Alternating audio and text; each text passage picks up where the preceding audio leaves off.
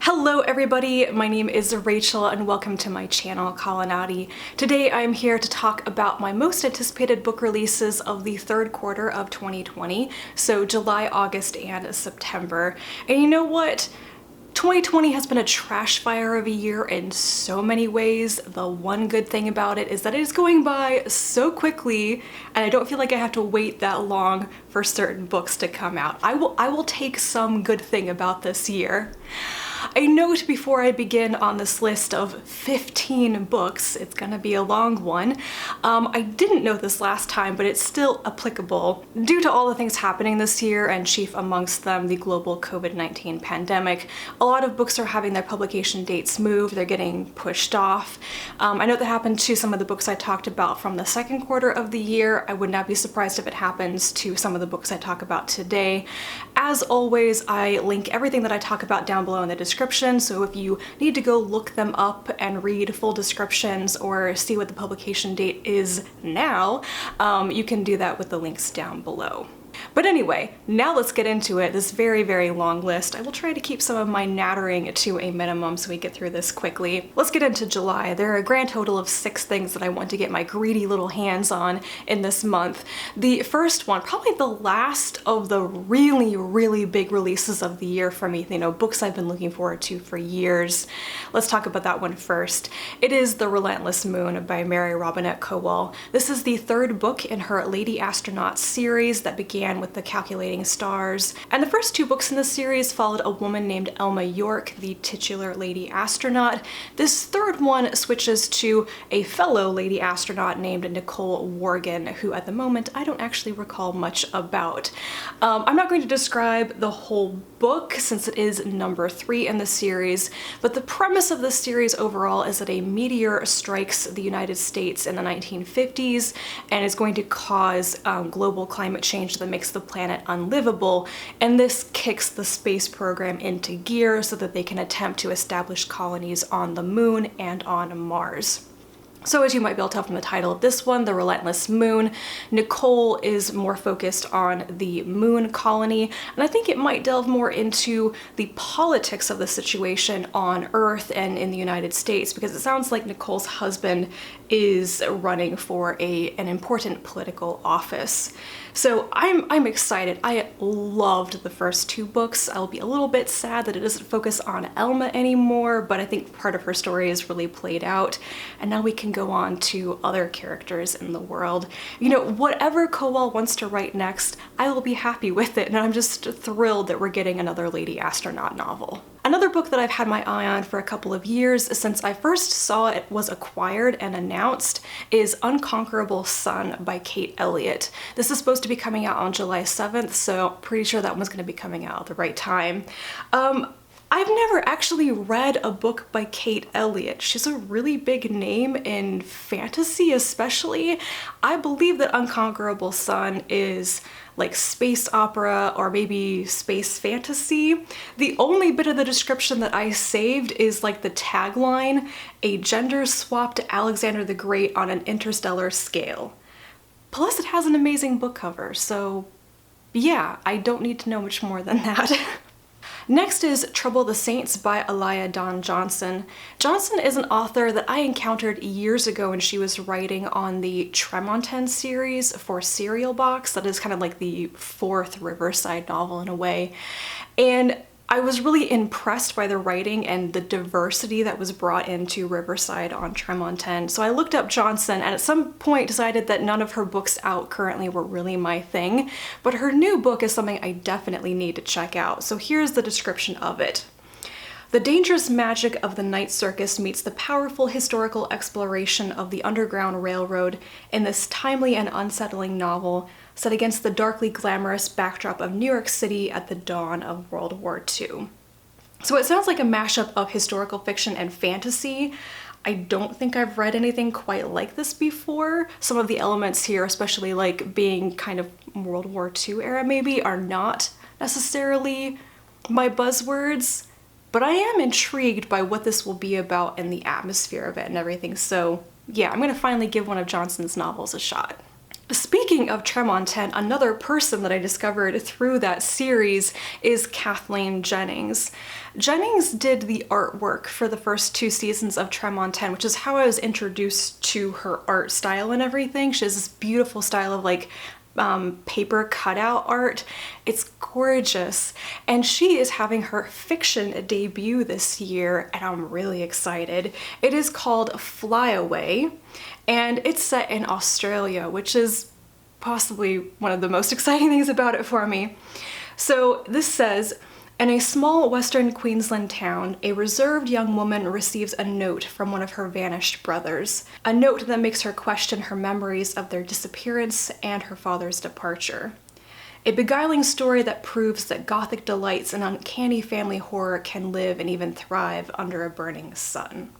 So yeah, it's kind of gothic fantasy horror set in Australia. The setting alone really intrigues me, even if I'm not really a fan of horror. However, if you've been watching some of my recent anticipated releases videos, you may be saying, Rachel, you keep saying that you're not really into horror, but you keep mentioning books you want to read that have horror elements of them. I don't know where that trend came from. I guess it's that I'm really willing to read anything by certain authors, and maybe it's a sign of the times so many of my favorite authors seem to be venturing into the horror genre. Speaking of slightly more horror and creepy elements, Jeff VanderMeer's new book is coming out in July. It is called A Peculiar Peril. This one also has a very long description, and I only saved a portion of it that kind of describes the beginning of the plot. Jonathan Lambshead stands to inherit his deceased grandfather's overstuffed mansion once he and 2 schoolmates catalog its contents. But the 3 soon discover that the house is filled with far more than just oddities. It holds clues linking to an alt-Earth called Aurora, where the notorious English occultist Aleister Crowley has stormed back to life on a magic-fueled rampage across a surreal, through-the-looking-glass version of Europe, replete with talking animals and vegetables. I'm not sure if this will be VanderMeer at his weirdest. Maybe it's a little bit reined in for a younger audience, because I'm pretty sure that A Peculiar Peril is like a middle grade or a young adult like fantasy novel. I want to know what the heck the talking vegetables are though. It's gonna be a trip. And the last book in July that I'm really looking forward to is Or What You Will by Jo Walton. I'm not sure I could explain the premise of this one on my own, so I am going to read the full description of it to get the point across. I heard Walton read from this at the 2019 Worldcon in Dublin, and it made me perk up my ears and go, well, that's an idea I've never seen done in any fiction I've read before. So, he has been too many things to count. He has been a dragon with a boy on his back. He has been a scholar, a warrior, a lover, and a thief.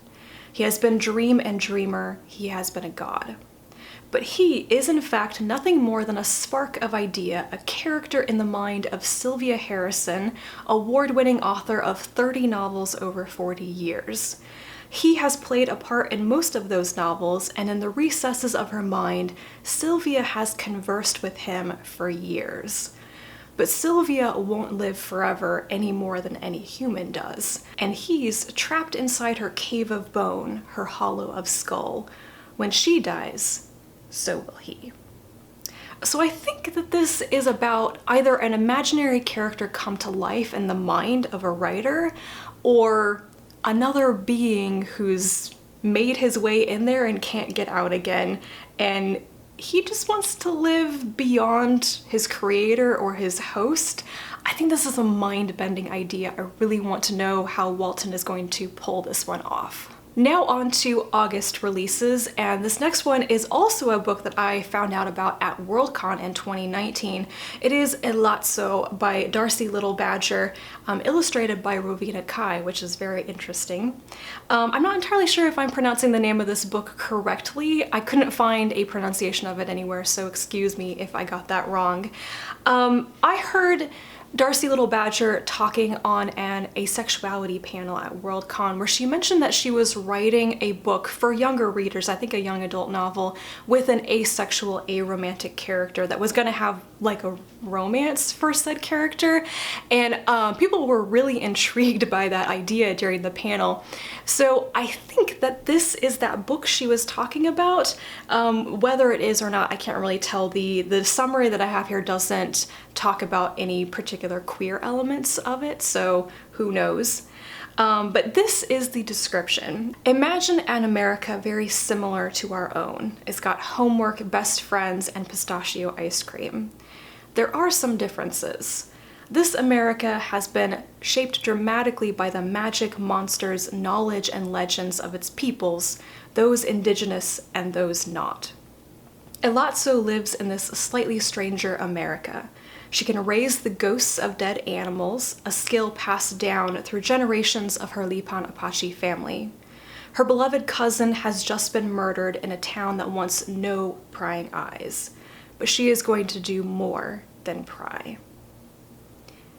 This sounds really good. I mean, I just love the idea of an alternate version of our world where the stories and myths and everything of the indigenous peoples play a much, much bigger role in the modern world. And yeah, I really hope this is the book that I think it is. Next is The Space Between Worlds by Micaiah Johnson. I heard about this book when somebody tweeted the cover of it, and I was like, that looks like an intriguing book cover. Tell me what it's about. And it is the debut novel of Johnson. It is a science fiction story with queer representation, I believe. So here is a little bit about it. An outsider who can travel between worlds discovers a secret that threatens her new home and her fragile place in it. It's both a cross-dimensional adventure and a powerful examination of identity, privilege, and belonging. And it has doppelgangers. Another book that has been on my radar for quite a long time and is finally coming out is Architects of Memory by Karen Osborne. The description of this book reminds me of Ancestral Night by Elizabeth Bear for some reason. We'll see how much of that comparison bears out when I actually read it. Terminally ill salvage pilot Ash Jackson lost everything in the war with the alien Vi, but she'll be damned if she loses her future. Her plan: to buy, beg, or lie her way out of corporate indenture and find a cure. When her crew salvages a genocidal weapon from a ravaged starship above a dead colony, Ash uncovers a conspiracy of corporate intrigue and betrayal that threatens to turn her into a living weapon. I'm kind of hoping this is more a revolutionary rebellion type of story rather than alien warfare or something. I think it's the salvaging a weapon or a mysterious device that nobody really wants you to have that reminds me so much of Ancestral Night, but we will see how this one goes. And the last book on my list for August is the surprise new release from Nnedi Okorafor. It is called Ikenga. I had no idea this was coming out until I was combing through a really long list of titles for this year and was like, how did I miss that Nnedi Okorafor has a new book coming out? Like, wow. So this is her first novel for middle grade readers, and it introduces a boy who can access superpowers with the help of the magical Ikenga. I don't know who or what the Ikenga are. I'm not really into superpowers or superheroes. Maybe I'm a bit burnt out on that after so many years of Marvel movies, but this is Okorafor we're talking about, so I know it will be different and it will be really worth checking out. She always has a different twist to put on things that I really appreciate, so this one is very high up on my list of things to get my hands on this year. I don't know what those dogs are barking at because it is really early in the morning and there is no one in the neighborhood. They know I'm filming, that's the problem. Moving on to September, we're just gonna push on through. The first book from this month is what I imagine will be one of the sweetest, most wholesome things I read all year, and it is The Tea Dragon Tapestry by Katie O'Neill. This is the third and final book in the Tea Dragon series, and I have loved so many things about these books: the characters, the stories, the sentiments, the messages, the artwork. It's all so, so good. This just says that it's told with the same care and charm as the previous installments. It welcomes old friends and new into a heartfelt story of purpose, love, and growth. Which, yes, that's what I really want right now. Please soothe my feelings with something touching. This is, if you don't already know, for young readers, but it is worth reading no matter how old you are. Next up is Master of Poisons by Andrea Hairston, who is an author that I don't know anything about.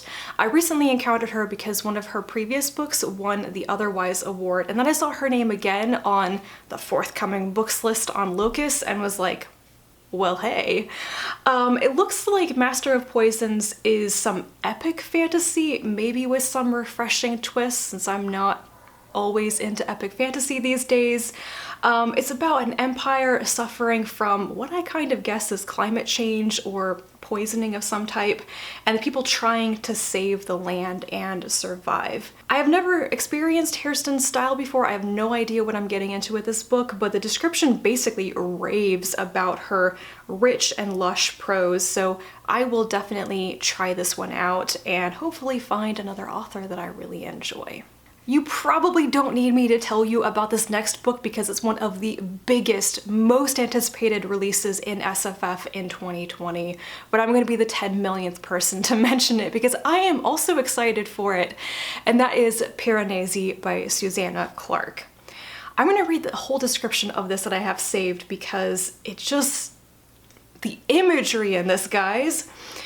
Piranesi's house is no ordinary building.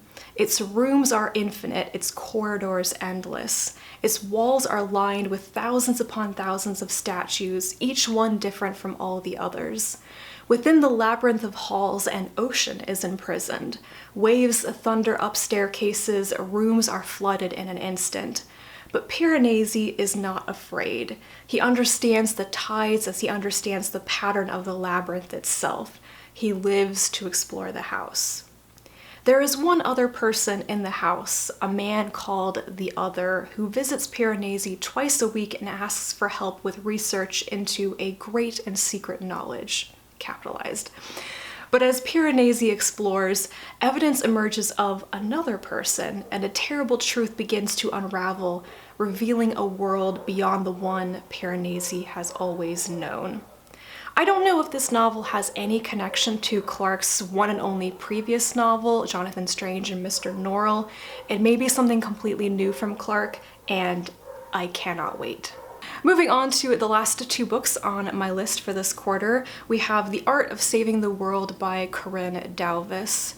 I think I've got a lot more YA on my list to read this year than usual, especially like queer YA sci-fi. I'm not complaining, I think it's going to be a good year for that. I read Duyvis's novel On the Edge of Gone when it came out some years ago, and I was really impressed by it. I think a lot of people were. And she hasn't had anything out in a while, but she's, I think, pretty well known for getting the Own Voices like hashtag movement going, which has been really important for people trying to find representation in fiction. So I really don't know what is in store with The Art of Saving the World. The description I have doesn't mention anything that I think falls under the Own Voices label, but descriptions never actually include everything you want to know about a book. So this is how the description begins. When Hazel Stanzak was born, an interdimensional rift tore open near her family's home, which prompted immediate government attention. They soon learned that if Hazel strayed too far, the rift would become volatile and fling things from other dimensions onto their front lawn, or it could swallow up their whole town. As a result, Hazel has never left her small Pennsylvania town, and the government agents garrisoned on her lawn make sure it stays that way. On her 16th birthday, though, the rift spins completely out of control. Hazel comes face to face with a surprise. A second Hazel, then another, and another. And now, for the first time, Hazel has to step into the world to learn about her connection to the rift and how to close it. I'm actually really reminded of the book called The Rift by Nina Allen, probably because that word is used in both books, but both kind of involve riffs into other realities and other versions of oneself, and the haziness between that, I think. Sounds like a very interesting idea. And the last book that I'm really looking forward to in September of 2020 is one with the best title ever, The Left-Handed Booksellers of London by Garth Nix. Just the left-handed booksellers, come on. I have tried to keep up with Garth Nix's books for a long time, but they become a bit more hit and miss for me. He used to be one of my favorite authors, like an auto-buy for me when I was a teenager, and less so now. But this particular book I may just have to get a copy of because I want to know what it is. So it's set in like a slightly alternate 1983. A woman is searching for her father and encounters a man named Merlin who is a left-handed bookseller. And apparently left-handed booksellers are fighting ones and the right-handed booksellers are the intellectual ones. And it says Merlin belongs to an extended family of magical beings who police the mythic and legendary old world when it intrudes on the modern world, in addition to running several bookshops. There's a lot more to this description, but it sounds fantastic, and any story that promises this many booksellers and bookshops and magical beings and what have you has got to be pretty good. So that is it. That's the very long list of things I'm looking forward to that are coming out over the next 3 months or so. Hopefully these actually come out on the dates that I think they're coming out on, but let's be honest, I don't get to a lot of these things until they've been out for months anyway, so it's not gonna hurt that much if they get delayed, but I'm praying that's not necessary for the sake of the authors, if nothing else. So let me know if you were also looking forward to any of these books, or if there's anything coming out over the next few months that you are also looking forward to but I haven't mentioned. Leave me some comments down below. And thank you once again for getting through another video with me. It's a little bit of a weird morning, can you tell? I will be back to talk to you again very soon, and until then, bye.